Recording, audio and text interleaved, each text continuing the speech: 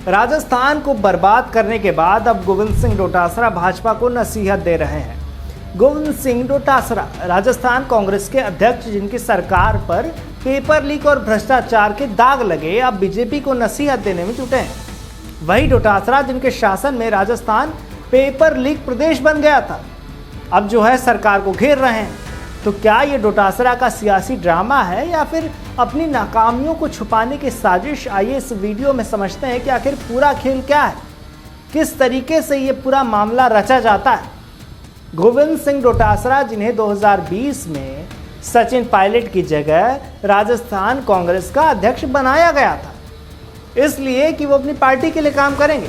पर डोटासरा साहब दूसरे पर आरोप लगाते थक नहीं रहे, जबकि अपनी पार्टी में देखे तो इतने दाग हैं। आज बीजेपी को नसीहत दे रहे हैं, लेकिन सवाल यह है कि डोटासरा साहब, आपकी अपनी सियासी किताब में कितने दाग हैं? 2018 से 2023 तक कांग्रेस की सरकार में राजस्थान पेपर लीक के दलदल में डूब गया था। रीट 2021, आरएएस 2018 और शिक्षक भर्ती समेत तमाम ऐसे मामले हैं जिसमें पेपर लीक हुआ है, जिसमें घोटाला हुआ है। डोटासरा की सरकार में आरएएस परीक्षा में डोटासरा की बहू और उनके भाई बहन को एक जैसे नंबर आए थे। तब आपकी नैतिकता कहाँ थी? तब कहाँ गया था ये बयान? जब ईडी आपके घर छापे मार रही थी, आप सत्यमेव जयते का ट्वीट कर रहे थे, लेकिन जवाब में कोई सबूत नहीं दिया।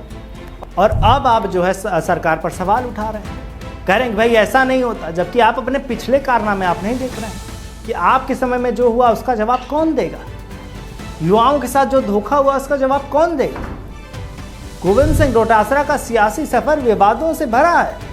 2023 विधानसभा चुनाव में कांग्रेस की हार के बाद डोटासरा ने बीजेपी पर जो है आरोप लगाया, धर्म की सियासत करने की बात कही। पर आप किसी की सियासत कर रहे थे, उस पर आपने कुछ नहीं कहा, उस पर आपने बात ही नहीं की। लेकिन खुद उनकी सरकार पर पेपर लीक और भ्रष्टाचार जैसे मामले थे, उस पर उन्होंने कुछ नहीं कहा, कोई बयान नहीं दिया। पर जब बात आती है तो आप सिर्फ धर्म की बात कर देते हो। धर्म से बड़ा है युवाओं का, जो युवाओं पर अत्याचार हुआ है उसका क्या, उसकी जवाबदेही किसकी बनती है? कौन देगा उसका जवाब? युवाओं को जो ढकेला गया नर्क में, उनके भविष्य के साथ खेला गया, उसका जवाब कौन देगा?